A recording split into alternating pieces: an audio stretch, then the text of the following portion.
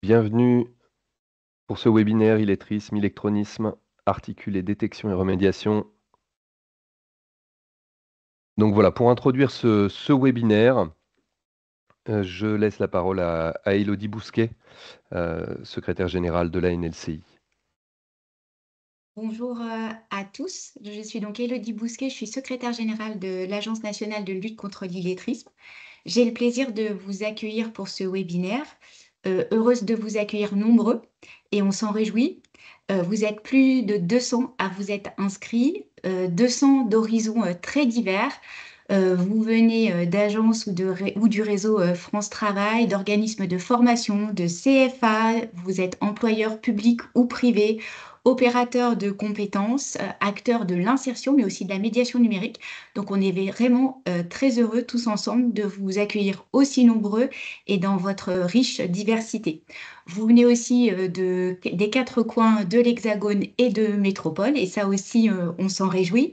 Donc, cette forte dynamique, en fait, on l'observe sur l'ensemble du mouvement des Journées nationales d'action contre l'illettrisme, puisque cette année, nous avons eu la chance de labelliser plus de 1700 actions.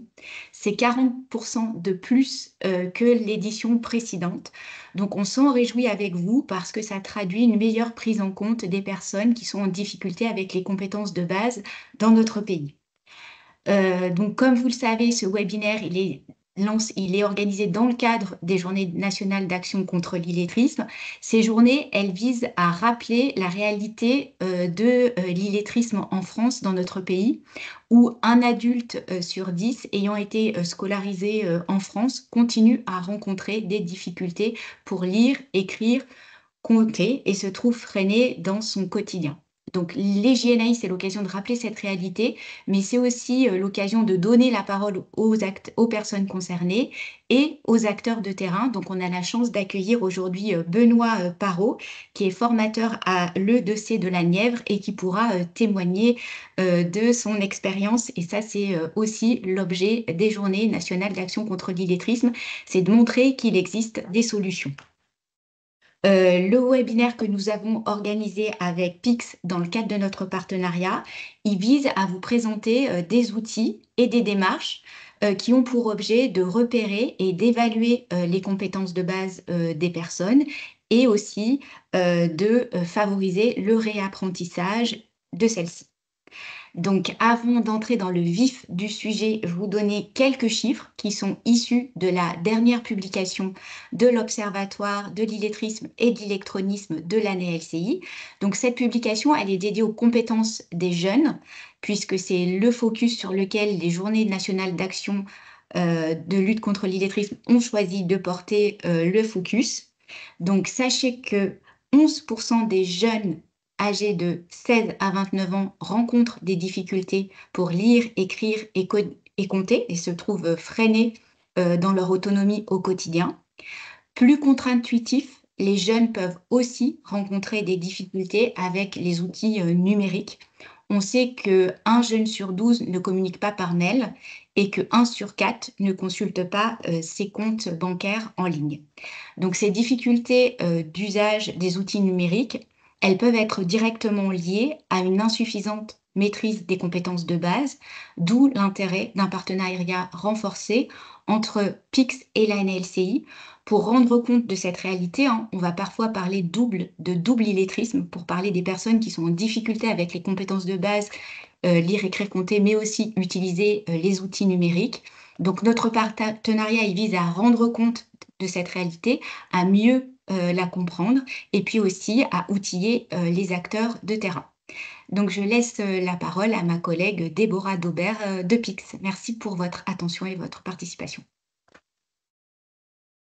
Merci beaucoup, Élodie, pour cette introduction et merci plus généralement à l'ANLCI de nous permettre d'organiser ce webinaire conjoint dans le cadre des Journées nationales d'action contre l'illettrisme. On est très heureux de pouvoir avoir ce temps d'échange avec les professionnels de terrain dans le cadre de notre partenariat pour avoir vos retours aussi sur cette prise en compte du double illettrisme qu'a très bien introduit Élodie. Donc, pour dire quelques mots sur PIX, alors effectivement, je suis Déborah Daubert, responsable du département territoire et inclusion chez Pix. Donc, Pix est une plateforme en ligne qui compte aujourd'hui 7 millions d'utilisateurs actifs, donc qui est déployée auprès d'un large public, aussi bien les publics scolaires, puisqu'on parlait à l'instant des jeunes. Donc, c'est une plateforme qui est utilisée auprès des publics scolaires, mais aussi tout au long de la vie, que ce soit dans le monde professionnel ou dans le cadre de parcours d'insertion. Et cette plateforme, elle rend 3 services: l'évaluation des compétences, et mes collègues reviendront largement sur cet aspect-là, mais aussi le développement et la certification des compétences numériques. Je mentionnais le nombre d'utilisateurs actifs, puisque depuis cette année, on a souhaité lancer également, et ça sera intéressant aussi de vous partager ces chiffres-là. On a lancé cette année l'Observatoire PIX des compétences numériques pour se dire, il est aussi intéressant de venir compléter les chiffres qu'on connaît déjà, des éléments sur les compétences numériques pour venir compléter notre connaissance des enjeux d'électronisme orientés là sur la maîtrise des compétences. Et peut-être pour compléter et venir en rebond des chiffres déjà donnés par Élodie, je voulais aussi vous donner quelques chiffres en introduction de notre premier rapport sur l'Observatoire des compétences numériques paru en mars dernier, donc qui concerne les personnes en emploi, donc hommes et femmes âgés de 15 à 65 ans. Malheureusement, seulement en France métropolitaine. On aurait aimé effectivement pouvoir avoir des chiffres sur l'ensemble du territoire, mais on n'a pas pu avoir suffisamment de participation. Mais donc, les chiffres qu'on va vous présenter là sont des chiffres sur la France métropolitaine, basés sur un échantillon de 1900 répondants, qui est un échantillon représentatif sur lequel on a respecté les quotas de l'INSEE, où c'est la particularité de cette enquête, ça a été de mixer des données sociodémographiques, donc qui permettent de donner des éléments assez précis sur les répondants, avec une évaluation des connaissances et des savoir-faire numériques avec un parcours PIX. Donc la plateforme PIX, elle a pour particularité d'évaluer et de faire tester dans la vraie vie, pour de vrai, les compétences numériques de nos utilisateurs. Et donc, cette enquête, elle s'appuie sur notre référentiel. Donc, si on peut juste revenir sur la page précédente. Merci beaucoup, c'est parfait. Donc, les compétences numériques que l'on aborde sur la plateforme PIX, elles suivent un référentiel de compétences transversales qui est lui-même la déclinaison du cadre de référence européen qui s'appelle le DISCOMP.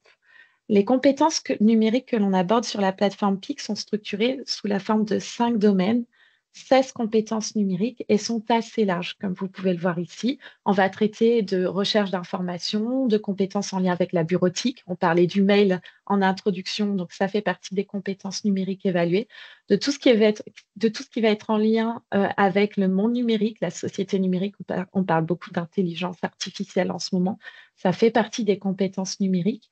Donc, tout ça pour dire que ce référentiel, il est évolutif.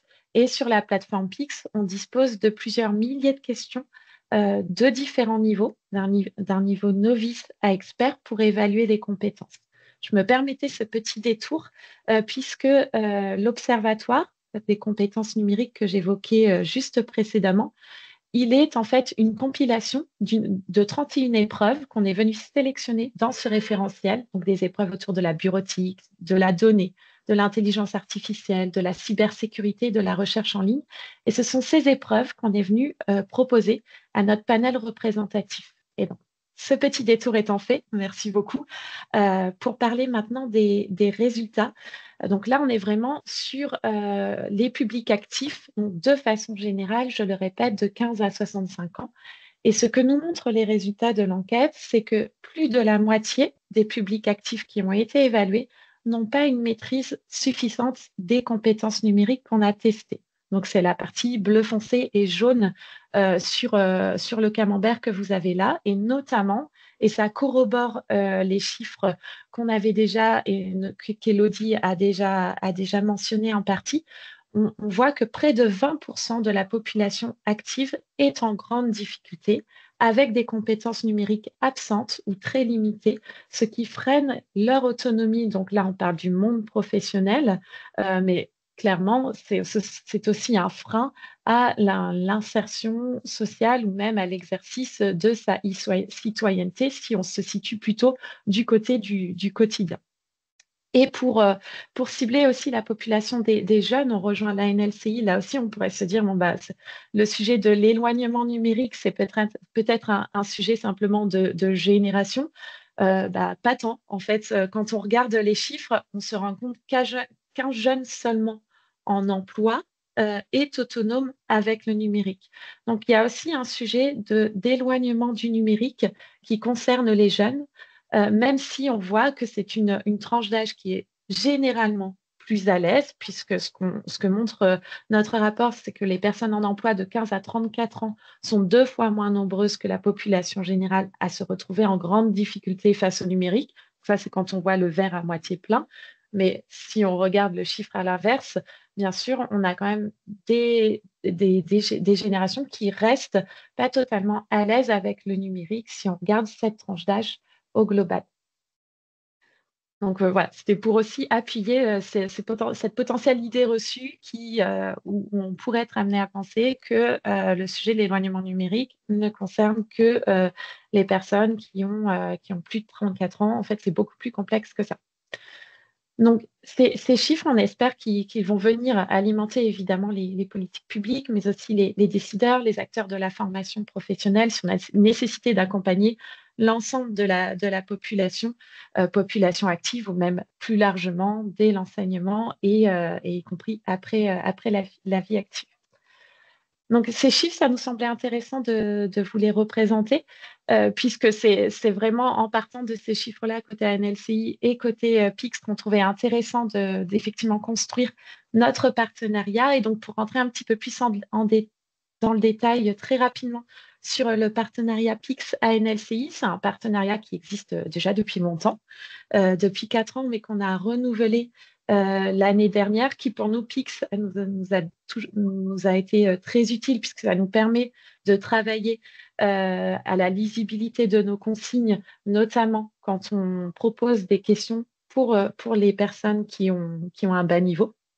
Et donc, pour ce partenariat renouvelé, on travaille notamment la question de la valorisation des outils. C'est le sens même du webinaire d'aujourd'hui, où voilà, on va pouvoir entrer dans le détail des outils, que ce soit EVA, PIX ou Duplex.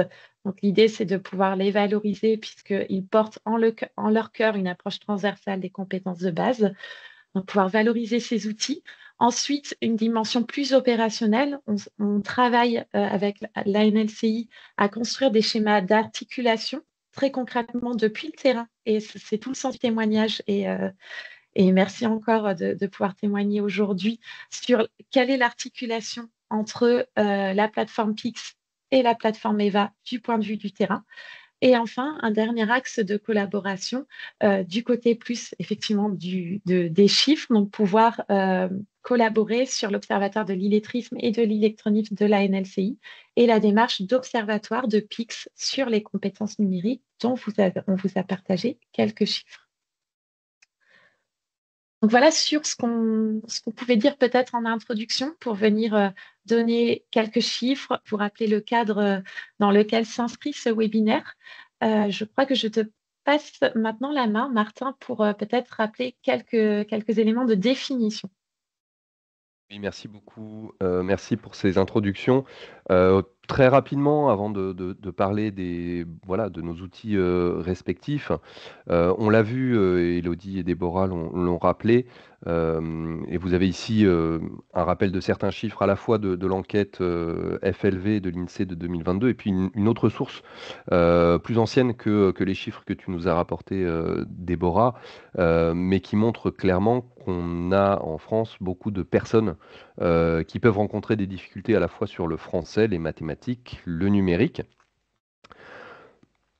Pourquoi c'est important de mobiliser, à notre avis, ces outils PIX, EVA? Parce que ces compétences-là, elles interviennent dans le quotidien des personnes, dans leur vie quotidienne, dans leur vie professionnelle, bien sûr.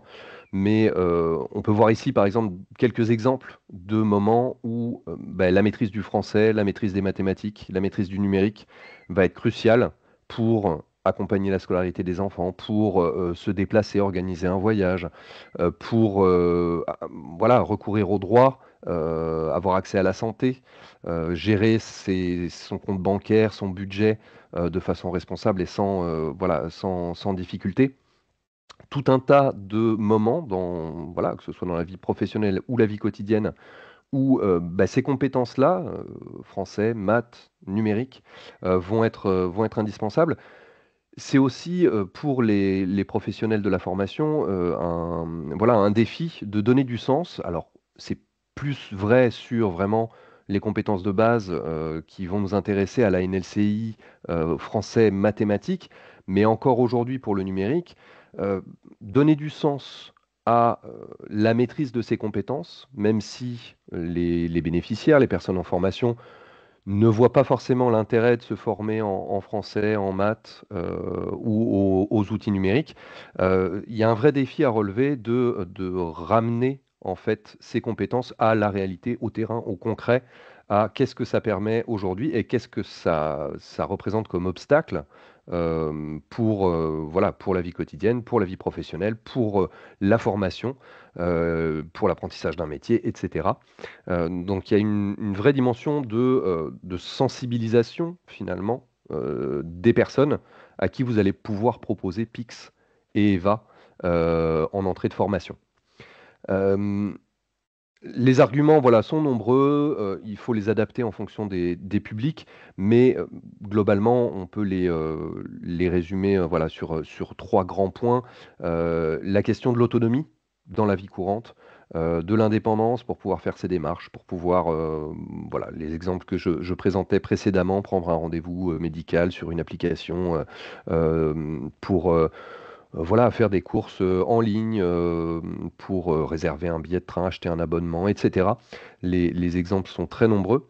Hem, le fait de ne pas maîtriser aussi, la lecture, la compréhension et également les usages, la culture numérique, c'est qu'aujourd'hui on est dans un monde où l'information est à disposition, voilà, très facilement, mais trouver une information fiable, une information vérifiée, eh bien ça représente aujourd'hui un vrai défi. On parle des fake news, on parle voilà, l'infobésité, sur internet et apprendre aussi à, distinguer, la bonne information d'une information qui serait, fallacieuse, font partie des choses indispensables et peuvent aussi servir d'argument pour, vraiment inciter les personnes à faire le point sur leurs compétences et pourquoi pas les consolider si, le besoin, s'en fait sentir. Et voilà, c'est quelques mots pour introduire donc les 2 outils dont on va vous parler. Je vais laisser la parole à Jocelyn, qui va vous présenter, l'outil Pix. Je reprendrai la parole tout à l'heure, sur l'outil Eva. Heu, pour terminer, je vais me présenter. Donc moi, je suis chargé de mission au sein de l'Agence nationale de lutte contre l'illettrisme, Martin Griffo et je suis votre point d'entrée pour toutes les questions, relatives à Eva. Mais je vais tout de suite laisser la parole à Jocelyn, qui va vous présenter un petit peu, pour celles et ceux qui ne connaîtraient pas Pix, cet outil. Merci Martin. Donc je vais me présenter, je suis Jocelyn Renard, je suis responsable du pôle organisme de formation chez Pix. Donc on déploie Pix et notre service au sein des organismes de formation, aussi des CFA. On habilite et contrôle les formations éligibles au financement par CPF. Et donc de ce pas, je vais vous montrer notre outil Pix et comment on l'utilise. Donc tout d'abord, Pix, ça permet voilà, d'apprendre en se testant. Les apprenants vont répondre parmi les milliers de questions qu'on propose sur la plateforme. Ils vont pouvoir aller chercher par eux-mêmes les réponses sur Internet. On va aussi proposer des simulateurs pour réaliser des environnements ludiques pour les apprenants. On leur propose aussi de retenter les questions qu'ils auraient échouées avec également des tutos et des indices pour recommencer la prochaine fois. Donc, l'apprentissage par l'apprenant, il est progressif et il est vraiment participatif. C'est grâce à notre algorithme adaptatif qui va d'abord proposer une question de niveau, voilà, plutôt niveau 2, assez débutant ou intermédiaire. Et selon la performance de l'apprenant, on va pouvoir lui proposer une question d'un niveau supérieur pour l'encourager à développer ses compétences numériques. Et si jamais il échoue à la question, eh bien, on viendra lui poser une question d'un niveau inférieur pour ne pas le démotiver et puis poursuivre son parcours d'apprentissage grâce à d'autres questions. Donc, je vais vous montrer différents types de questions qu'on a sur la plateforme avec vraiment, voilà, on couvre plein de sujets et de simulateurs différents. Tout d'abord, on reproduit voilà, notre bureau de travail avec des actions à mener dessus. On a aussi des simulateurs de traitement de texte où on nous demande voilà, des choses assez simples dans un premier temps, juste d'imprimer, mais on pourra aussi aller plus loin en nous demandant d'écrire un petit texte et de le mettre en gras, par exemple. On nous demande aussi, on peut nous demander de manipuler un agenda, de trouver des rendez-vous dans son agenda et éventuellement sur des niveaux un petit peu plus élevés, d'aller placer un rendez-vous avec un collègue, par exemple. Et on a aussi toute une partie sensibilisation au numérique avec ici voilà, des exemples de phishing qu'on peut tous recevoir sur nos boîtes mail. Donc on apprend à les identifier. On a aussi la reproduction de ce qu'on peut trouver sur notre smartphone avec des petits pièges dans des applications. Donc là, ici, le but du jeu, c'est de repérer celles qui pourraient contenir des achats intégrés à l'application. Donc voilà pour ces différents exemples de questions que nous proposons sur la plateforme. L'offre PIX, donc pour les organismes de formation, c'est de mettre à disposition un espace PIXorga qui va permettre à l'accompagnateur de créer des campagnes de test, de les déployer auprès de ses apprenants et de suivre l'activité donc de ces publics, d'analyser les résultats et d'identifier les besoins prioritaires de la formation. Donc pour l'apprenant, lui, à la suite de son parcours, ben voilà, il aura un récapitulatif de ce qu'il sait maîtriser avec les badges et aussi les compétences en cours d'acquisition et la possibilité de retenter le parcours ultérieurement. Pour l'accompagnateur, le bénéfice donc, de Pixorga, ça va être de monitorer ses campagnes de test et avec l'acquisition aussi de crédits, d'un crédit par participant, il pourra lui donner autant de parcours qu'il le souhaite et suivre l'avancée des participants. Est-ce qu'ils ont commencé leur parcours, terminé, envoyé leurs résultats? La partie intéressante, ça va être l'analyse des résultats. Donc, on peut analyser les résultats à l'échelle du groupe, voir les pourcentages d'arrivée, les pourcentages de réussite des participants, et aussi voir les compétences et les niveaux obtenus par les participants. Donc à chaque fois à l'échelle du groupe, mais aussi du participant, on voit que voilà, sur le sujet d'identifier, de manipuler les en-têtes de pied de page, on était capé sur un niveau 5, mais la moyenne des niveaux obtenus par les participants est plutôt d'un niveau 1,4, donc ça fera potentiellement partie des sujets à retravailler avec le groupe. Donc on met à disposition des espaces Pixorga une quarantaine de parcours qui sont déjà préconçus avec les équipes pédagogiques et il y a aussi la possibilité pour les structures de concevoir avec Pix des parcours vraiment sur mesure. Donc parmi les parcours sur étagère, on a beaucoup de parcours diagnostiques qui peuvent être proposés à vos apprenants pour savoir à peu près pour pouvoir à peu près les situer au niveau de la maîtrise des compétences numériques. Donc avec des parcours plus liés à des compétences clés en contexte professionnel, des parcours plus liés à des créations de contenu textuel par exemple, diaporama, des parcours liés à la connaissance de son environnement numérique. Et à la suite de ça, on peut déployer des parcours de remise à niveau qui vont être des parcours courts et plutôt ciblés pour des grands débutants jusqu'à des niveaux intermédiaires, avec des sujets donc très ciblés, type utilisation et sensibilisation aux réseaux sociaux, les démarches en ligne qui nous concernent tous, savoir mettre en forme un texte. Donc voilà, vraiment toute une panoplie de parcours assez courts et ciblés. Et ensuite, on a donc plein de packs de parcours thématiques qui vont un petit peu plus loin dans l'apprentissage, avec aussi des parcours pour se préparer à la certification et des parcours plus haut capés sur les enjeux du numérique, avec des sujets tels que la cybersécurité, les données personnelles, le numérique responsable, l'IA qui arrive. Donc voilà tout ce qu'on peut proposer pour les organismes de formation. Et je te redonne la main, Martin.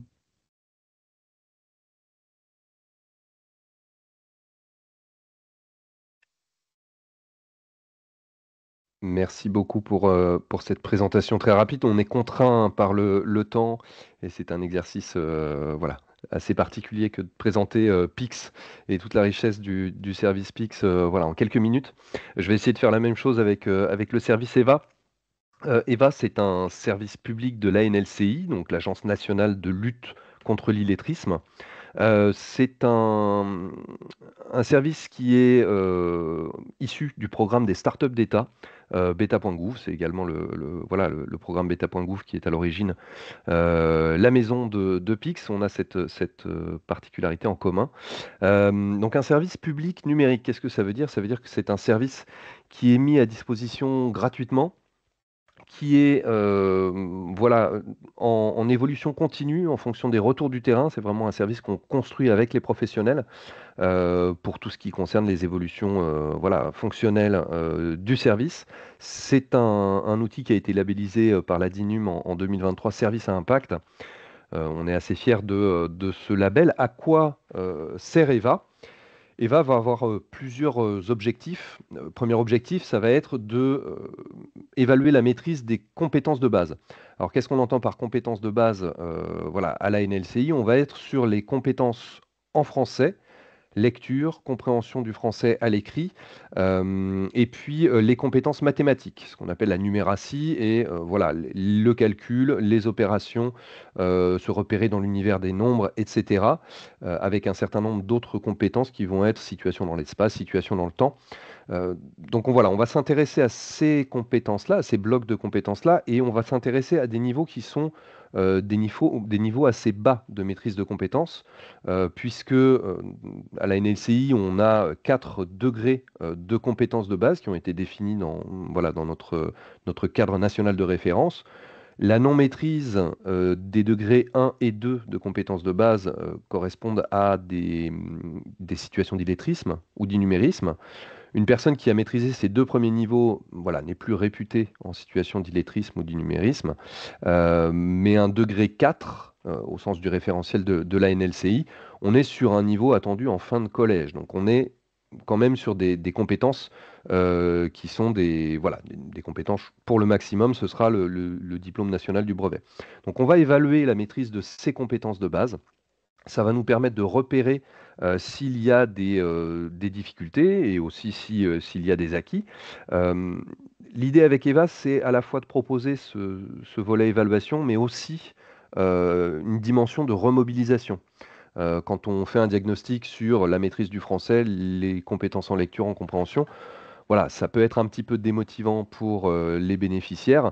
Donc l'idée, c'est de valoriser aussi d'autres compétences, des compétences transversales, voilà, concentration, vitesse d'exécution, et d'insister sur ces compétences-là, ces blocs de compétences-là, pour redonner confiance, engager les personnes à consolider, s'il y a besoin, le français, les mathématiques en formation. Et puis EVA, c'est aussi un outil qui nous sert à collecter de la donnée sur les territoires et en particulier sur les solutions disponibles pour les personnes qui seraient en situation d'illettrisme ou d'innumérisme.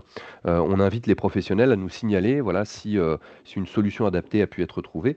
Et c'est un outil qui nous sert aussi pour après aller trouver les responsables, les décideurs, et faire un peu bouger les choses en matière de solutions proposées pour les personnes en situation d'illettrisme ou d'innumérisme. Pour accéder à l'outil, donc voilà, c'est une adresse URL, c'est une plateforme en ligne, eva.anlci.gouv.fr. Vous aurez des informations sur le site de l'outil. Et puis, pour accéder à l'interface professionnelle, vous rajoutez pro devant, donc ça fait pro.eva.anlci.gouv.fr. Et là, vous avez un compte bac à sable qui vous permet de tester l'outil. On fonctionne un petit peu à la manière de Pix, hein. On a des systèmes de campagne d'évaluation. Vous composez une campagne d'évaluation et vous la proposez ensuite aux bénéficiaires. Et on propose deux grands types de campagnes. Donc les campagnes diagnostiques, où on va faire une première photographie du niveau de maîtrise des compétences de base. C'est aussi dans ces parcours diagnostiques que vous allez avoir les éléments de valorisation en insistant sur les compétences transversales qui sont bien maîtrisées. On est plutôt sur des parcours à utiliser en début d'accompagnement, plutôt par des structures voilà, qui vont prescrire après une formation pour repérer, identifier s'il y a des difficultés. Donc ça, c'est vraiment le premier volet, diagnostic. Et puis, on a un deuxième volet, positionnement, où là, on va rentrer plus dans le détail sur les compétences en français, la lecture, la compréhension, la production écrite. On va s'intéresser voilà, à des sous-blocs de compétences, extraction d'informations d'un texte, voilà, information implicite, explicite, reconnaissance de mots, désignation de mots, etc. De la même façon, sur la numératie, on va balayer la quasi-totalité du référentiel CLEA et du domaine 2 du référentiel CLEA qui est consacré à la numératie. Et là, on va avoir un niveau de détail beaucoup plus important. Donc ce sont des parcours qui sont aussi plus longs, qui peuvent être plus difficiles pour les personnes en difficulté, mais ces parcours sont adaptatifs et en fonction des réponses données par les bénéficiaires, le parcours s'adaptera, ne se poursuivra pas si on constate des difficultés. On ne va pas proposer des questions de niveau 3 à des personnes qui ont déjà eu des difficultés au niveau 1. Donc ça va s'adapter et ça va permettre de faire un point précis sur la maîtrise des compétences pour construire les objectifs pédagogiques, les contenus pédagogiques à proposer. Donc plutôt un outil à mobiliser en début de parcours de formation par des organismes de formation. On a un outil avec Eva qui essaye de couvrir le champ complet et toute la chaîne d'accompagnement des personnes en situation d'illettrisme, depuis la première prise en charge, le repérage, pourquoi pas en mission locale par exemple, qui va prescrire une formation, l'entrée en organisme de formation avec là un positionnement et en entrée en intermédiaire et pourquoi pas en sortie pour évaluer les progrès. C'est aussi une des ambitions d'Eva de proposer cette évaluation des progrès sur les compétences de base. Quelques images simplement de l'interface bénéficiaire, les jeux qu'on propose. Donc ici, par exemple, un jeu où on va reconnaître des dangers dans cette scène de travaux publics. On a 5 dangers à identifier. Il faut les cliquer sur les endroits dans l'image où il y a un danger, où on estime qu'il y a un danger, et ensuite les qualifier. Donc là, on va être sur le volet compétences transversales, diagnostic.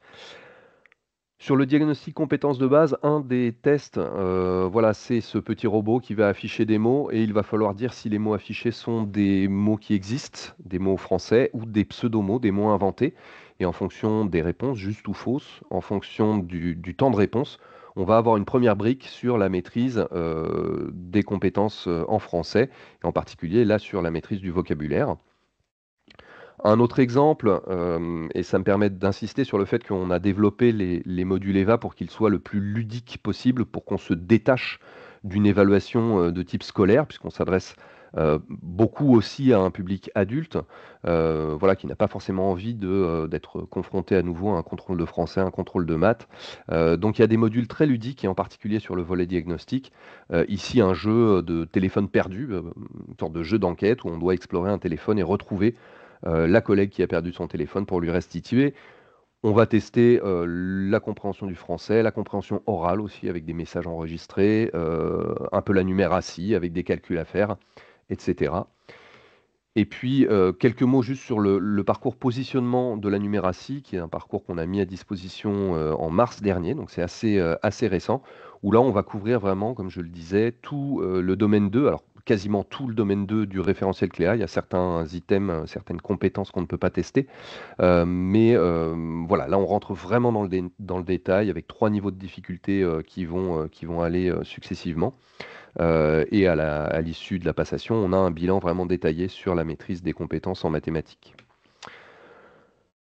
Juste un exemple de ce que vous obtenez et c'est un des niveaux de détail. Ici, on est sur la synthèse du positionnement numératie, où on va avoir un positionnement global avec un profil qui est donné. Ici, c'est un profil 4, donc on a une maîtrise des bases.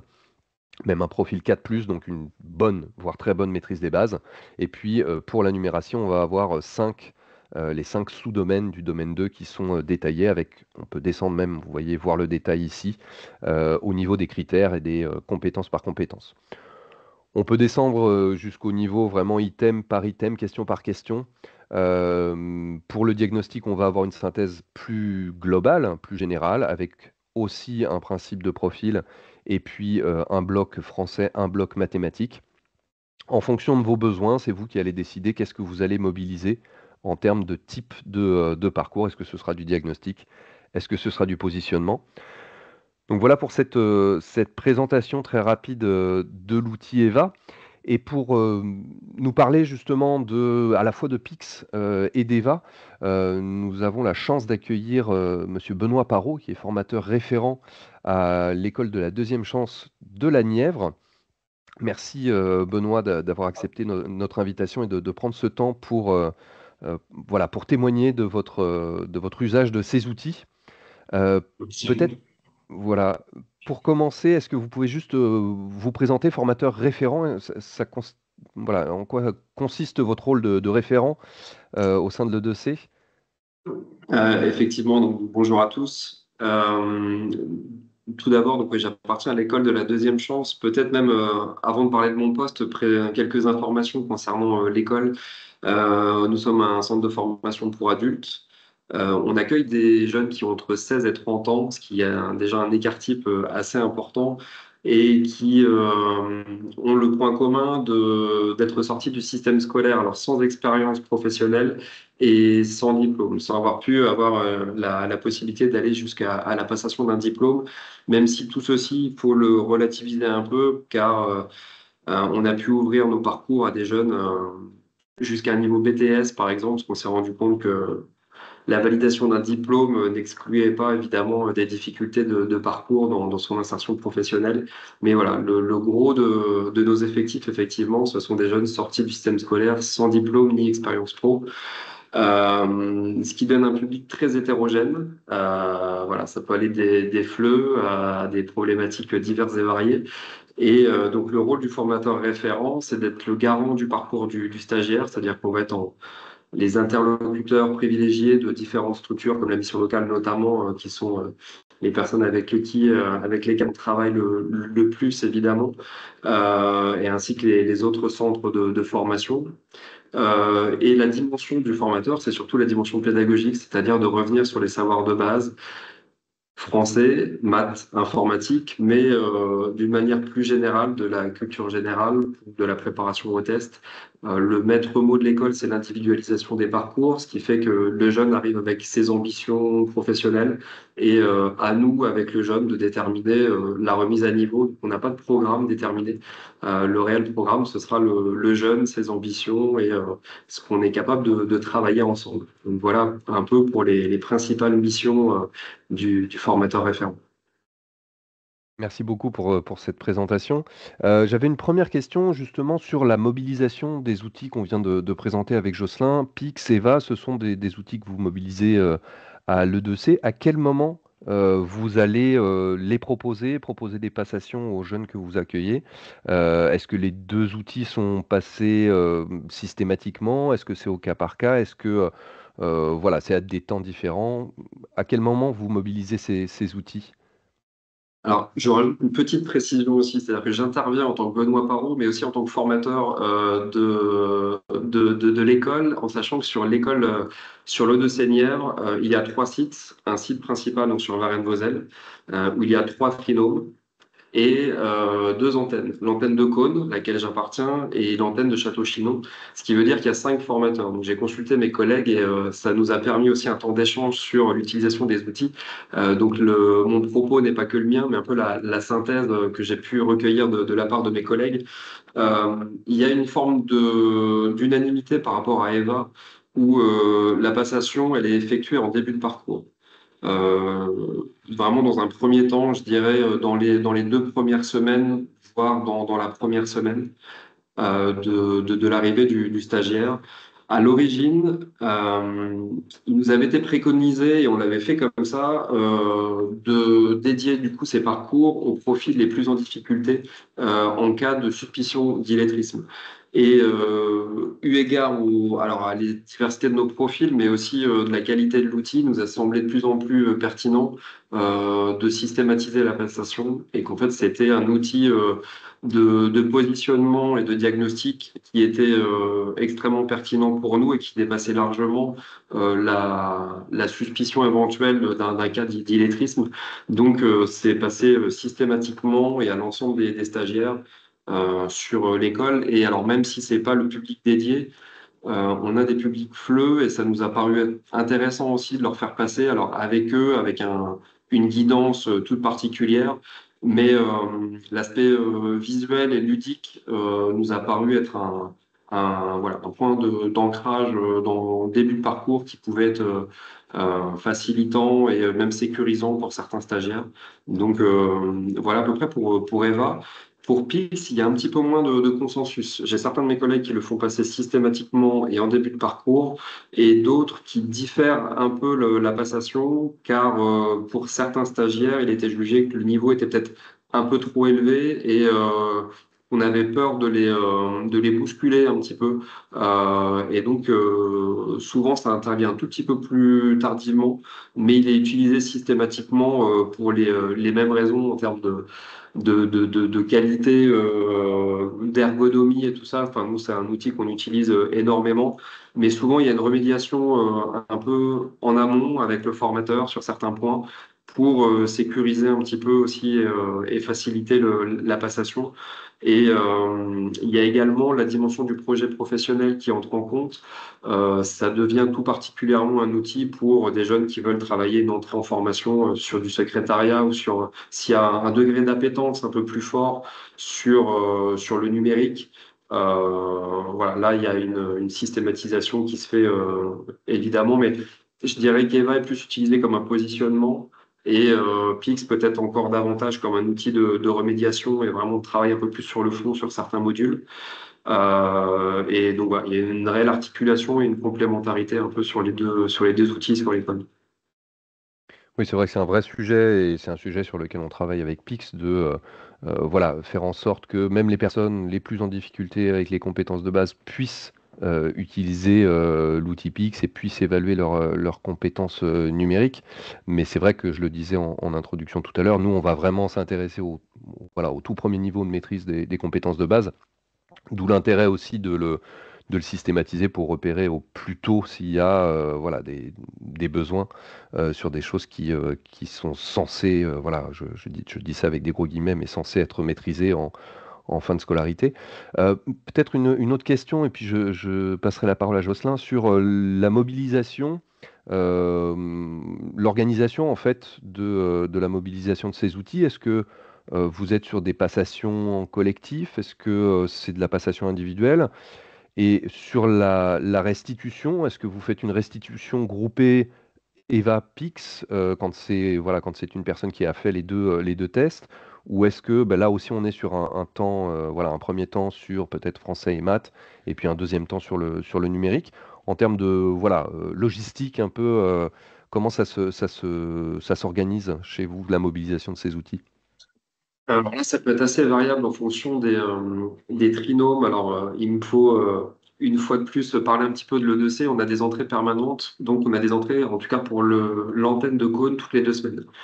afin de faciliter l'entrée des jeunes et de ne pas les perdre en parcours avec des entrées qui soient plus tardives.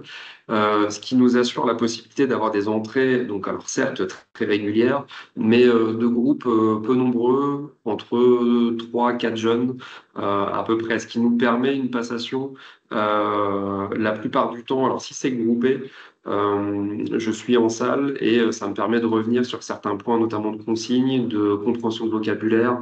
Donc la plupart du temps, la passation est groupée, mais en présence, en l'occurrence, du formateur, pour lever un certain nombre de difficultés, peut-être de compréhension d'énoncés, tout simplement. Alors sans intervenir sur la passation, même si là encore, il peut y avoir quelques distinctions, notamment sur des publics FLE, où là, on s'en sert déjà presque comme un moment d'échange et voilà, de partage pour être le plus certain de sécuriser en fait ce parcours-là. Mais en principe, donc une passation groupée avec une guidance et le rôle facilitateur du formateur.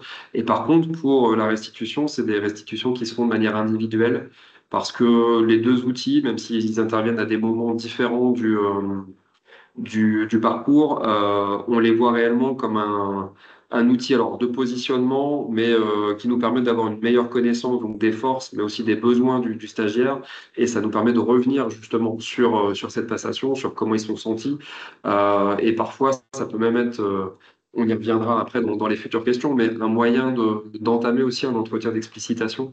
Donc pour nous, c'est important qu'il se fasse de manière individuelle afin de cibler au mieux les forces et les besoins du stagiaire et de co-construire le parcours à venir, en tout cas de formation. Merci déjà pour ces premières réponses. Et est-ce que pour vous, le numérique, il constitue un levier pour la mise en évidence de difficultés avec les autres compétences de base, selon l'ordre dans lequel vous travaillez, évidemment, avec vos apprenants? Ouais, mais de plus en plus. Et moi, il y a un aspect évidemment ludique que je note dans le bon sens du terme. Ça permet une forme un peu de gamification du savoir et une approche qui peut susciter quand même pas mal d'appétence justement sur cet intérêt du numérique. Et puis parfois, ça avait été évoqué, mais il peut y avoir des croyances ou des représentations numériques je sais parfaitement faire cette manip. Et bah voilà, en fait, dans les faits, on se rend compte que c'est un petit peu plus compliqué et qu'il y a peut-être des choses à creuser. Et donc, ce levier-là, il paraît quand même très important pour nous. Et ce que je note aussi par rapport à cette notion de levier, c'est l'idée d'être dans des situations de problème et notamment dans des situations de la vie quotidienne. C'est-à-dire que alors nous, on fait de la pédagogie, mais en réalité, comme la plupart des collègues présents, on fait de l'andragogie, c'est-à-dire qu'on travaille avec un public adulte. Et donc, on a besoin d'ancrer les savoirs qu'on va essayer alors soit de diagnostiquer, soit de développer dans quelque chose qui va tout de suite faire sens pour eux. Et les vignettes qui ont été présentées tout à l'heure, elles le montrent, c'est-à-dire ça peut être voilà, quoi, du phishing très clairement sur un mail ou autre. Et ce levier-là, du coup, il est important pour nous parce que ça permet de prendre au sérieux l'outil, parce qu'il est ancré dans du quotidien et dans du réel. Donc ça, c'est une véritable force par rapport à ces deux outils. Même si je fais une toute petite remarque concernant le fait que ce soit un levier, ça peut être aussi un biais important. En tout cas, quand un jeune fait un exercice de français ou de maths sur Pix ou sur Eva, avant de faire du français et des maths, il fait de l'informatique. Ce qui veut dire que, il y a des erreurs, à mon avis, qui sont faites, qui relèvent d'un manque de maîtrise de l'outil informatique, peut-être plutôt que d'un manque de connaissances ou de compétences sur le domaine qu'on va évaluer, c'est-à-dire les maths ou le français. Donc là, parfois, il y a un travail à faire un peu pour essayer de voir qu'est-ce qui pêche, quoi. Est-ce que c'est réellement la compétence en maths ou en français, ou est-ce que c'est la compétence numérique? Donc, il y a ce petit biais-là, moi, sur le numérique, sur lequel j'essaie d'être attentif, parce que on peut souvent passer à côté, quoi. Mais le fait que ce soit un levier, sans aucun doute. Et j'allais dire, juste pour préciser, c'est hyper intéressant. Et inversement, on peut aussi avoir des biais d'évaluation de la compétence numérique qui peuvent venir d'un manque de compétences sur la lecture, par exemple, Donc, c'est tout le cœur du travail qu'on essaie de mettre en place entre Eva et Pix, d'essayer de réduire le plus possible ces biais-là pour quand on est en train d'évaluer, par exemple, pour parler de Pix, une compétence numérique, qu'on essaie de réduire, par exemple, les problématiques liées à l'écriture numérique et à la maîtrise de l'orthographe. Par exemple, quand on demande de recopier comme réponse un mot, on accepte les fautes d'orthographe puisque ce qu'on cherche à évaluer, c'est d'abord, entre guillemets, la compétence de savoir ressaisir, même si, bien sûr, toutes ces compétences sont très entremêlées. Mais c'est hyper intéressant. Merci pour l'ajout, Déborah. Et peut-être une dernière question avant de passer à la suite, c'est comment les jeunes, les moins jeunes d'ailleurs, perçoivent les outils Pix et Eva qu'ils ont à disposition. Concernant Eva, j'allais dire que pour nous, ça a été peut-être le plus simple. Il a un avantage pour nos publics comparativement à Pix, c'est que c'est nouveau. C'est-à-dire que les stagiaires découvrent les exercices. Donc, il y a une espèce de curiosité ils y vont un petit peu plus facilement, j'allais dire, grâce à ça aussi, parce que c'est quelque chose qu'ils n'ont jamais vu avant. Donc les retours, en tout cas pour Eva, sont extrêmement positifs.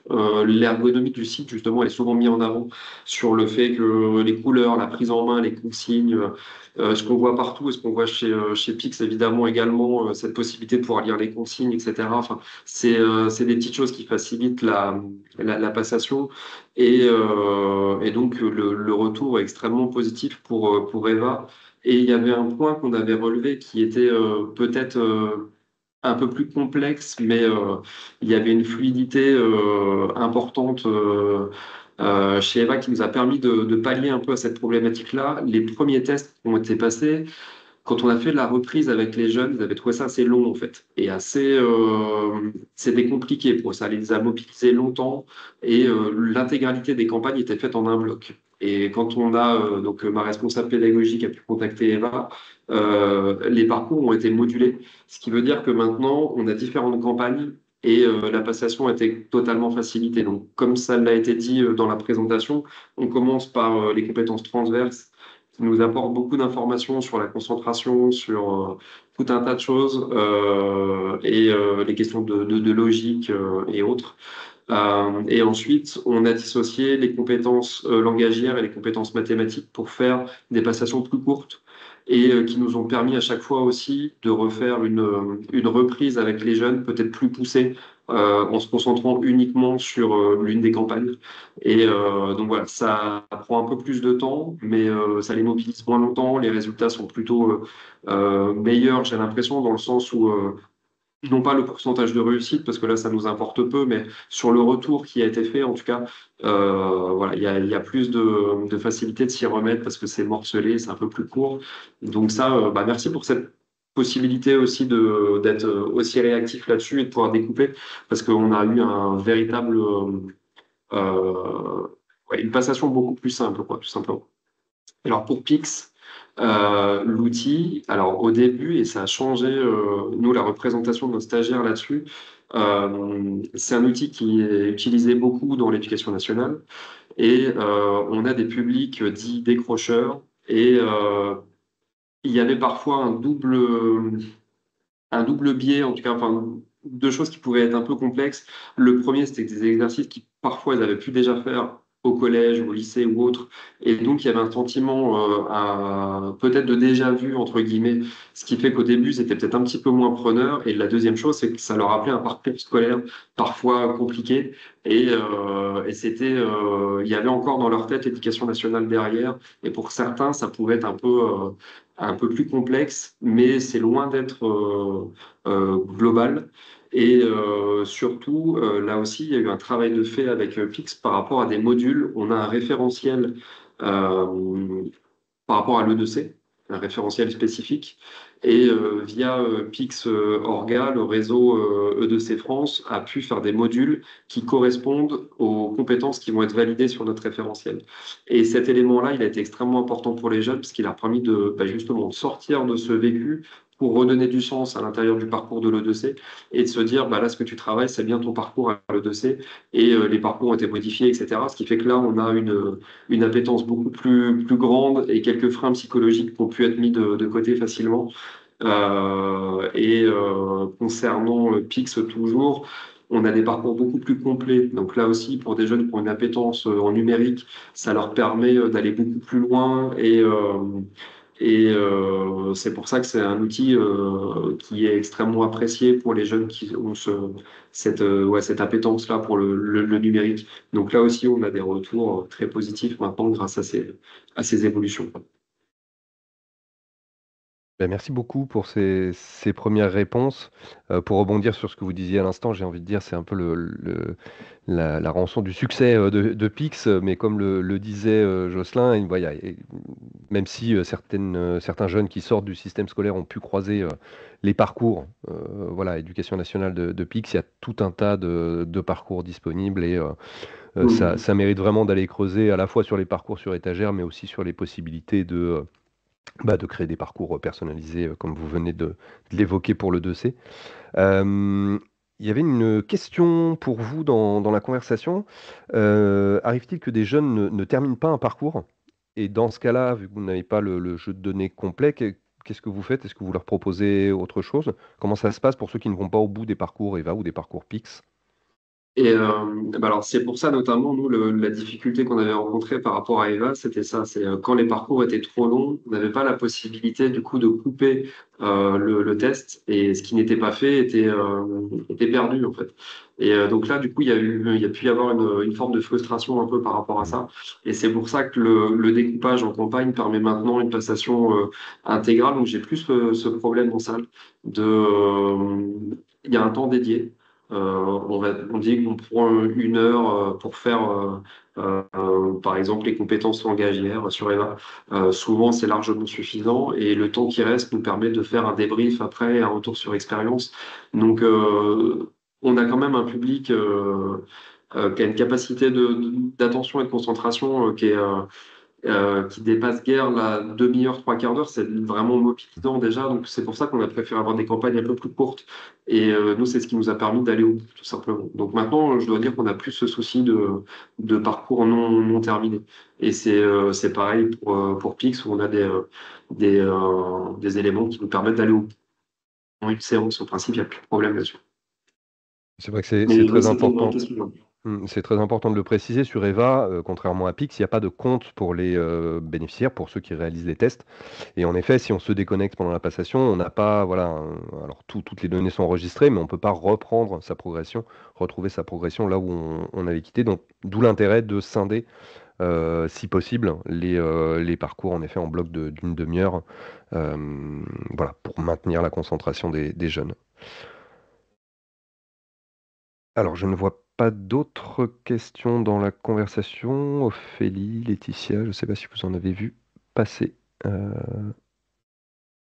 pas d'autres. C'est bon. Eh bien, merci beaucoup pour cette première intervention. On aura un autre temps voilà, de retour d'expérience puis de questions-réponses en toute fin de webinaire. Pour la suite, je vais proposer à ma collègue Céline Mésange de prendre la main pour nous parler. Je reprends juste le partage, nous parler du dossier qu'elle pilote à l'ANLCI, à savoir la démarche duplex. Bonjour à tous déjà, je me présente, je m'appelle Céline Mésange et moi je suis chargée de mission sur la professionnalisation des acteurs au sein de l'Agence nationale de lutte contre l'illettrisme. Donc là, on vient de parler vraiment voilà, du repérage des difficultés et donc la transition qu'on fait, c'est maintenant comment on accompagne les personnes. Et moi, j'ai quelques minutes pour vous présenter la démarche qui est portée par l'Agence nationale, qui est la démarche Duplex. Il faut savoir que cette démarche pédagogique, elle s'adresse plus particulièrement aux professionnels, c'est-à-dire qu'on va outiller les formateurs ou les médiateurs numériques qui, eux, sont en face du public. Alors, la démarche duplex, c'est quoi? L'idée, c'est vraiment de permettre aux professionnels de mieux accompagner les publics. Ça veut dire quoi pour nous? Ça veut dire de vraiment viser à l'autonomie des personnes qui sont accompagnées dans leur vie courante.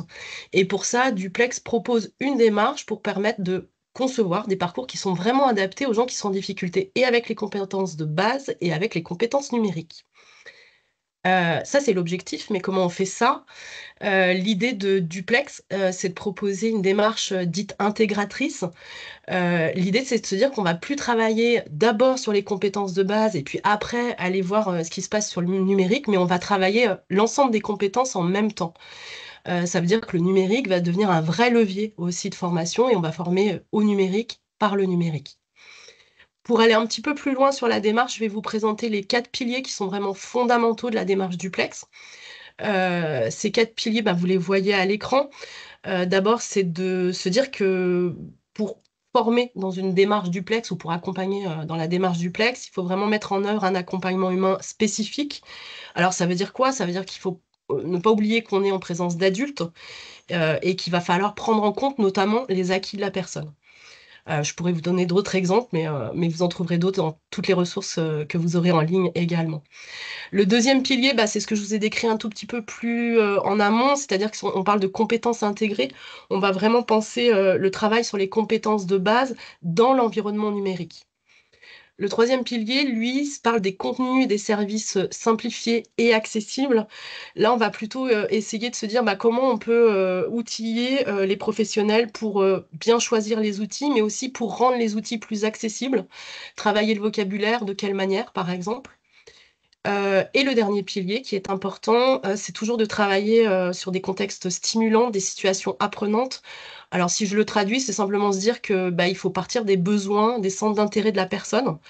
On prenait des exemples tout à l'heure de la vie quotidienne. Quelqu'un qui est en formation et qui a besoin de suivre la scolarité de ses enfants, par exemple, bah, ça va être un contexte d'apprentissage où on va pouvoir utiliser et du numérique et travailler les compétences de base, et on répond à un réel besoin de la personne. Alors, juste, c'est très rapide, hein, mais c'est ce que je vous disais aussi, vous aurez, des informations complémentaires sur notre site. Je voudrais juste préciser que, l'Agence nationale, de lutte contre l'illettrisme, nous ne sommes pas organisme de formation, mais on porte la démarche et on travaille, avec 21 formateurs de formateurs qui sont habilités par nos soins et qui sont présents sur tout le territoire, qui, eux, peuvent former à la démarche. Donc, sur la slide suivante, vous retrouverez un petit QR code qui vous renverra, sur, la page de la NLCI, où vous trouverez plus d'infos, mais aussi la liste des formateurs, habilités à la démarche Duplex. J'irai pas plus loin aujourd'hui, mais je suis, aussi disponible pour répondre à vos questions. Merci beaucoup, Céline. Je vais enchaîner, c'est ça, je crois, Martin, que c'est à mon tour, pour vous parler aussi des actions côté PIX qu'on va prochainement déployer pour vraiment l'accompagnement pas à pas de vos apprenants. Et donc pour ça, je vais vous partager l'écran sur ces parcours d'apprentissage qu'on est en train de concevoir. Donc on va concevoir plein de parcours courts sur des thématiques vraiment ciblées, donc des parcours qui vont durer entre 5 et 10 minutes et qui vont alterner leçons et pratique, vraiment mise en pratique immédiate. Donc on aura des modules comme ça sur toutes les compétences, sur plein de sujets, que ce soit des compétences de base sur l'utilisation d'une souris, l'utilisation d'un clavier, à des compétences plus poussées sur l'IA qui va arriver, le numérique responsable, entre autres. Donc je vous présente rapidement comment ça se passe et comment vous pourrez accompagner vos apprenants avec cet outil. Donc vous aurez, voilà, enfin l'apprenant aura des parties découvertes assez courtes avec un ensemble, voilà, de différentes situations, vidéos, voilà, qui vont sortir sur une mise en pratique voilà, directe. On nous demande tout simplement dans ce cas-là de poser notre main sur la souris et de la faire glisser, une vidéo pour aller encore un petit peu plus loin, et des mises en pratique assez ludiques où voilà, là le but ça va être de glisser notre souris sur tout le pad pour pour découvrir l'image. Des exercices ensuite un petit peu plus poussés euh, où voilà, il va falloir suivre la souris. Pour le moment, c'est vraiment du pas à pas. Là, on me demande simplement de suivre la souris. Et plus tard, on va me demander de suivre, mais aussi de cliquer sur les endroits voilà, indiqués à l'écran. Donc voilà, on va proposer à travers Pixorga toute une offre de parcours de formation que vous pourrez mettre en place avec vos apprenants. Donc ça va être voilà, une nouvelle façon d'apprendre et de développer ses compétences numériques avec Pix. Donc ça, voilà, c'est le premier point, enfin un des derniers points, pardon, que je voulais vous montrer. Et je voulais aussi vous parler rapidement de la certification. La certification, Pix, voilà, certifie l'ensemble des compétences numériques. Elle est accessible à tous euh, en se rendant dans un centre agréé. Donc, vous avez aussi la possibilité, en tant qu'organisme de formation, d'être habilité pour délivrer les certifications. Donc, ça, on pourra en parler ultérieurement, mais voilà, le test de certification PIX, c'est un test qui est aussi adaptatif. Donc, on va venir tester la capacité maximum du candidat à répondre aux questions. Mais si on voit qu'il est trop en difficulté sur certaines questions, eh bien c'est pareil, on va pouvoir poser des questions d'un niveau inférieur pour affiner son niveau, ses différents niveaux dans les différentes compétences numériques. On va évaluer le candidat sur l'ensemble des 16 compétences à travers 32 questions. Donc, ça ne veut pas forcément dire 2 questions par compétence, puisque certaines questions peuvent en fait être liées à plusieurs compétences. Le test, il dure 1h45 et voilà, il y a toute une configuration à prévoir qu'on pourra vous présenter ultérieurement si vous souhaitez en savoir plus sur la certification.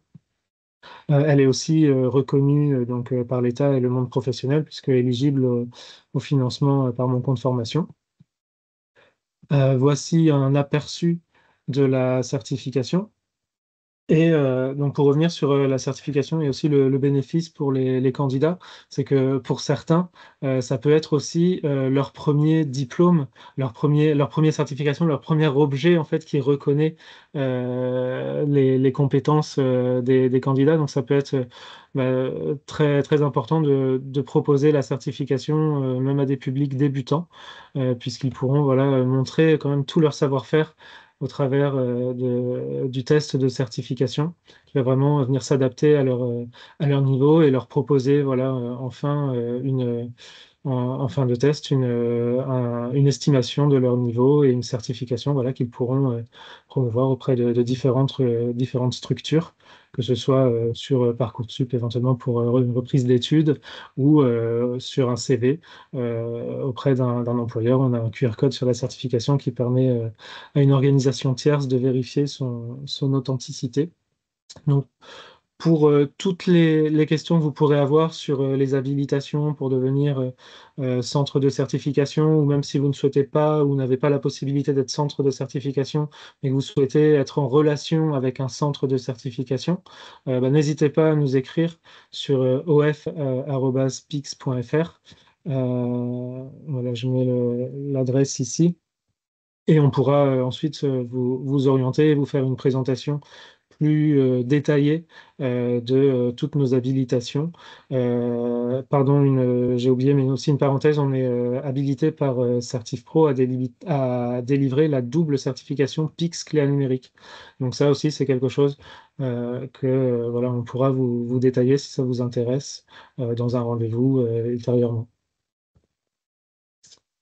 Je te redonne la main, Martin. Merci Jocelyn. Je ne sais pas si Martin, il y avait pas mal de questions sur les Oui. parcours d'apprentissage. Est-ce qu'on les prend maintenant? On peut les prendre maintenant, rapidement, ouais. Ok, bah, je vois qu'il y a une réponse écrite, mais peut-être pour mettre un peu de voix dessus. C'est un petit peu un teasing qu'on vous fait aujourd'hui, puisque les parcours d'apprentissage vont arriver à partir de novembre sur les thématiques de l'intelligence artificielle et les compétences de base et progressivement couvrir l'ensemble du référentiel. Ils ont vocation à être proposés à l'issue d'un parcours d'évaluation. L'idée, c'est qu'en fonction de vos résultats, on puisse vous recommander les parcours d'apprentissage adaptés, voire même si on détecte une potentielle situation d'illettrisme, l'idée, c'est aussi de pouvoir orienter potentiellement vers une plateforme comme Eva. Donc, ces parcours d'apprentissage sont plutôt proposés dans un premier temps, puisque c'est aussi quelque chose de nouveau chez nous, mais à l'issue d'un parcours d'évaluation. Voilà, c'était juste pour apporter ces précisions de vive voix. Merci beaucoup.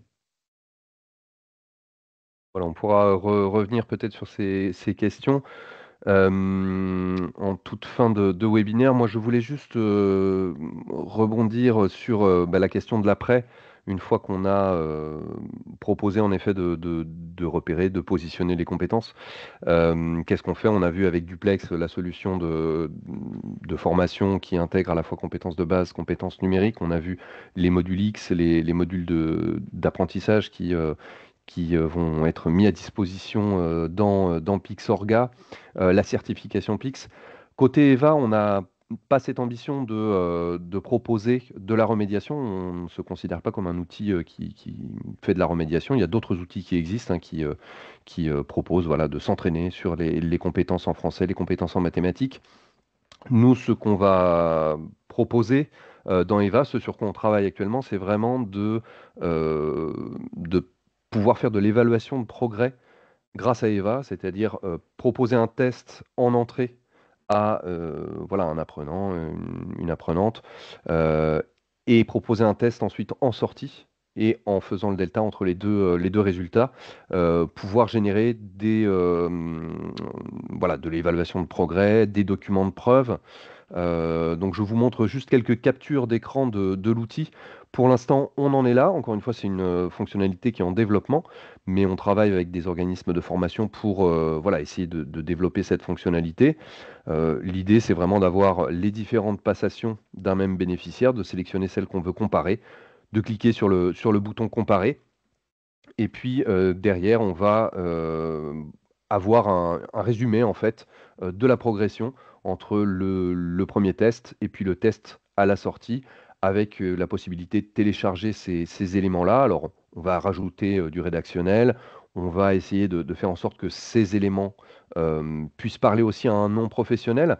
On a cette demande de la part des organismes de formation de pouvoir générer des documents de preuve, par exemple, pour des régions, quand on est attributaire d'un marché régional et qu'on doit justifier justement des tests, qu'on doit justifier des tests à la sortie, éventuellement des progrès. C'est aussi dans une démarche Calliope un point qui est, enfin voilà, ça fait partie des critères pour obtenir le label Calliope, de proposer plusieurs temps d'évaluation dans le parcours de formation. Donc, voilà, je voulais juste vous dire quelques mots sur sur ce chantier. On est en train d'y travailler. Voilà, ce sera bientôt disponible dans Eva et on sera preneur voilà, dès qu'on vous mettra ça à disposition. On sera preneur de tous les retours que vous pourrez nous faire pour qu'on continue à s'améliorer sur ce volet-là. Je reviens à vous, Benoît, pour voilà, un peu conclure ce webinaire et puis on aura quelques questions, on prendra quelques questions tout à l'heure. Donc voilà, on a vu un petit peu ce qu'on propose à la NLCI, on a vu ce que Pix proposait en termes de suite à donner une fois que voilà, on a pu repérer. Euh, Quand vous identifiez des difficultés avec Eva, avec Pix, alors vous nous en avez parlé un petit peu, mais est-ce que vous avez vraiment des dispositifs spécifiques que vous mettez en place, des ateliers première marche, des parcours peut-être plus longs en plus d'heures? Comment ça se passe pour prendre en charge ces personnes pour lesquelles vous avez repéré des difficultés? Pour dépasser sur la question qui peut venir après, en fait, pour nous, l'importance, une fois que les difficultés sont analysées, c'est d'établir ce qu'on appelle un plan de formation individualisé. Donc, on va avoir un entretien avec les jeunes et à partir de cet entretien et des résultats des différents tests qui ont pu être passés durant la période d'essai notamment, on va avoir une espèce de carnet de route un peu là-dessus sur des objectifs et notamment des ateliers de remédiation à mettre en place. Euh, alors, on n'a pas pour le moment de partenaires extérieurs. On avait comme projet d'essayer de recontacter l'AFPI notamment pour avoir quelques acteurs locaux en extérieur pour essayer de travailler avec eux là-dessus sur ces questions. Mais pour le moment, on n'a pas de partenaire extérieur. Tout se fait au niveau du trinôme. Alors, le trinôme pédagogique, juste très rapidement, donc j'ai parlé du rôle du formateur référent. Je travaille avec deux autres collègues. Une chargée de mission entreprise qui s'occupe de tout ce qui est projet professionnel et des outils en lien de la détermination du projet pro, mais aussi un animateur pédagogique qui est extrêmement important dans notre structure parce qu'il va travailler sur la confiance en soi et tout un tas de compétences transversales voilà, qu'il est important de valoriser avec nos publics. Et concernant les marches de remobilisation ou d'ateliers, on essaie de travailler sur de la pédagogie de projet en lien avec ce qu'on avait dit sur des situations de problème et le fait qu'on travaille avec des adultes. Ça nous paraissait extrêmement important de ne pas avoir une vision magistrale et de la notion de connaissance, mais vraiment sur des compétences. Donc de les mettre dans des situations de problème et ça a un lien aussi du coup avec les différents positionnements qu'il peut y avoir sur Pix ou sur Eva. On a, par exemple, du coup, sur Pix, on est en train de travailler un atelier sur de la géolocalisation, c'est-à-dire d'essayer de voir qu'est-ce qu'on peut faire dire à une image, où elle est prise, comment on peut retrouver les coordonnées, etc. Et par le biais du jeu et de la mise en scène, essayer de développer des compétences numériques. Et il y a des entrées, notamment par rapport à Pix aussi, qui peuvent nous permettre de faire ça. Et pour Eva, quand on a détecté des problématiques qui relèvent de la numératie ou de l'illettrisme, on a des ateliers cuisine, par exemple, de manière très concrète. En début de semaine, ils vont devoir aller sur Internet déjà parler entre eux, de se mettre d'accord sur un menu de saison qui ne soit pas une bombe nutritionnelle et voilà, donc ils essaient de faire quelque chose de cohérent et ensuite donc de faire des recherches internet, de faire un devis envoyé à notre directeur, de taper du coup ce devis, éventuellement de se faire un menu via Canva, PowerPoint ou autre et donc et ensuite d'être sur d'autres types de compétences beaucoup plus pratiques cette fois-ci. On va cuisiner ensemble, on va en parler, on va faire un compte rendu, etc.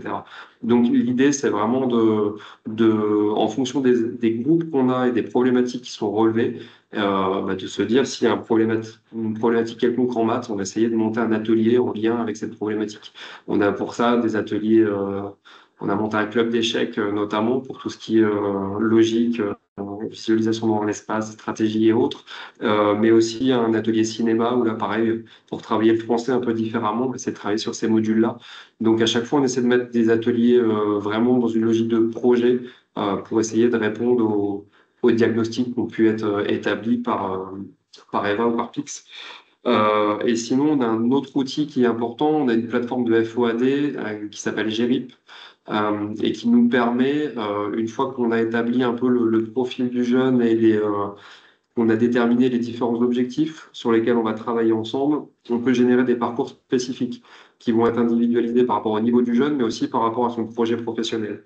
Et il y a cette notion aussi de renforcement du parcours. Si le parcours a été terminé, on peut régénérer un questionnaire, par exemple, sur les questions qui ont posé problème, ou au contraire valoriser les questions qui ont été bien répondues. Donc voilà, c'est un peu les différents leviers qu'on peut avoir sur l'école pour travailler donc, à partir de ces diagnostics. Merci beaucoup pour ces réponses. Euh, Donc oui, je le disais avec Eva, on n'a pas l'ambition de devenir un outil de remédiation et en effet, GRIP Compétences fait partie des très bons outils qui sont disponibles sur ce volet-là. Est-ce qu'il y a des questions dans la conversation pour l'équipe de Pix, pour Eva ou pour Monsieur Parot? Côté Pix, Pas vraiment, il y a des commentaires, notamment au sujet de GRIP, mais c'est tout.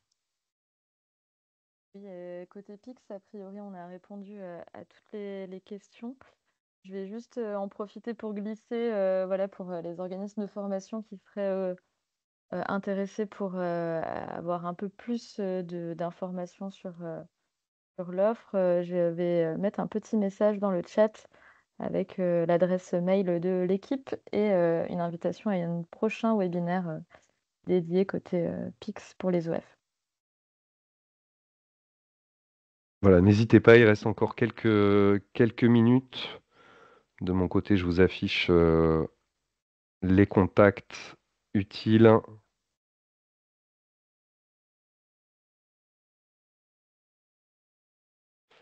Et sur Eva également, vous avez une adresse générique. N'hésitez pas à poser toutes vos questions. Voilà, c'est Laetitia qui pourra vous répondre, qui a assuré aujourd'hui la modération dans la conversation avec Ophélie. Bah, écoutez, s'il n'y a pas plus de questions.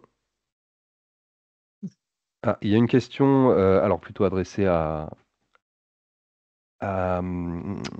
voilà, à Benoît. Existe-t-il des ressources spécifiques École de la deuxième chance? J'imagine que ce sont des ressources spécifiques voilà, andragogie, comme vous les évoquiez. Oui, alors il y a sur le site du réseau E2C France, alors il y a un certain nombre de ressources qui sont créées par les équipes. Alors pour être totalement transparent avec vous, moi j'ai accès au compte professionnel, mais je ne sais pas jusqu'à quel point c'est ouvert à tous, mais il y a un SharePoint avec effectivement un certain nombre d'outils qui sont créés par les différentes équipes. Alors il y a plus de 180 sites, je crois. Donc, on essaie de faire des partages d'expériences là-dessus pour essayer de construire des outils un peu, puis parfois d'aller chercher aussi chez les collègues des outils existants pour mutualiser un petit peu tout ça. Donc, il y a un certain nombre d'outils, oui. Déborah, tu levais la main. C'était pour. Oui, alors non pas pour poser une question, mais peut-être une question aux personnes qui ont suivi ce webinaire. On est très preneur de pouvoir avoir vos retours, je pense, tant déjà côté Eva que Pix, mais aussi si vous avez des cas d'usage qui articulent la plateforme Eva, la plateforme Pix, comme on vous l'a présenté en début de webinaire, c'est un axe de notre partenariat et on cherche à documenter ces bonnes pratiques. Donc n'hésitez pas aussi à nous faire vos retours, que ce soit côté Eva ou Pix, on se les partagera avec plaisir. Et puis, je vous posais également une question. Bien sûr. Que ce soit pour Eva ou pour Pix, on a parlé alors d'un outil, alors pour le coup qui nous intéresse beaucoup, notamment par rapport au positionnement. Je l'ai pas précisé, mais il y a la possibilité d'exporter effectivement les résultats des stagiaires. Pour nous, c'est précieux parce que donc ça nous permet d'avoir les pourcentages de réussite et de voir là où est-ce qu'il faut éventuellement travailler. Peut-être que c'est une incompétence de ma part, mais j'ai pas l'impression qu'on puisse accéder au parcours détaillé du rendu du stagiaire. Et je voulais savoir si c'était, alors moi qui ne savais pas le faire, ou si c'était pas possible. Par exemple, on va savoir qu'il a 45% de réussite sur un module. Par contre, est-ce qu'il pourrait y avoir la possibilité de rentrer pour savoir quelle réponse a été donnée, pourquoi éventuellement du coup ça a pu coincer à ce niveau-là, pour qu'on ait déjà des éléments peut-être plus précis d'analyse du résultat. Je voulais savoir si premièrement c'était possible et je suis passé à côté, ou si c'était envisageable.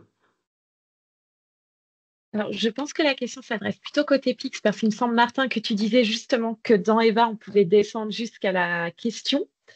Donc, c'est quelque chose qu'on a travaillé, Benoît, dans l'interface Ouais. Pixorga, où un nouvel onglet Analyse est arrivé, alors peut-être au courant de l'été, me semble-t-il, Ok.